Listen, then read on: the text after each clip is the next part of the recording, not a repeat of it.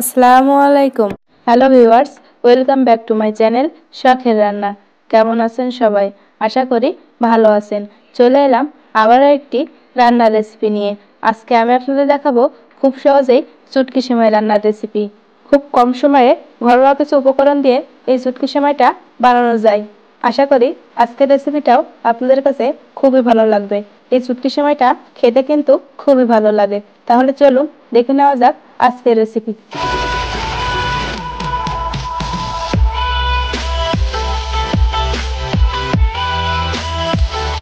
আমি এখানে 200 গ্রাম চুটকি সেমাই নিয়েছি।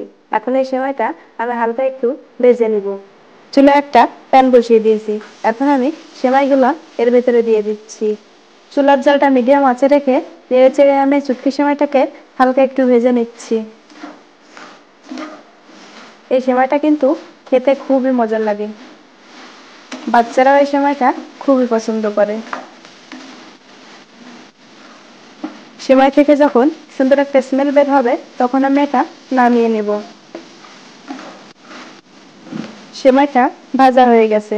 এখন আমি এটা চুলার থেকে নামিয়ে নিচ্ছি। একটা হাঁড়িতে 1 কেজি পরিমাণ লিকুইড গরুর দুধ নিয়েছি। এখন এটাকে আমি খুব ভালোভাবে জাল করে নিচ্ছি। দুধটা ফুটে উঠেছে। এখন এর ভিতরে দিয়ে দিচ্ছি 1 কাপ পরিমাণ চিনি, একটা তেজপাতা, আমি তেজপাতাটা মাঝখান থেকে চিড়ে দিয়েছি।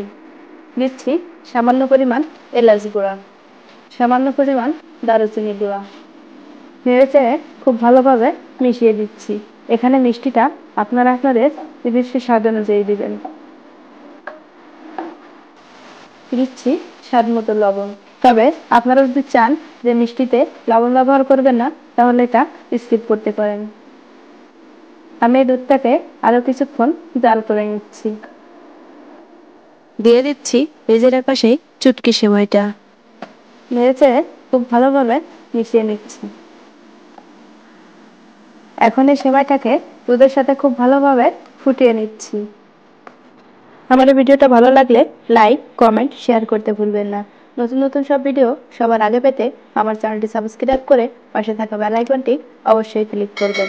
আমি এটাকে খুব ভালোভাবে ফুটিয়ে নিচ্ছি। দিয়ে দিচ্ছি সামান্য পরিমাণ কিশমিশ এবং সামান্য পরিমাণ কাঠবাদাম কুচি। নেড়েচেড়ে খুব ভালোভাবে মিশিয়ে দিচ্ছি। চুটকি সেমাই রান্নাটা একদম রেডি। এখন আমি এটা নামিয়ে পরিবেশন করব। আজকে এ পর্যন্তই। দেখা হবে পরবর্তী কোনো ভিডিওতে। সে পর্যন্ত সবাই ভালো থাকবেন। আল্লাহ হাফেজ।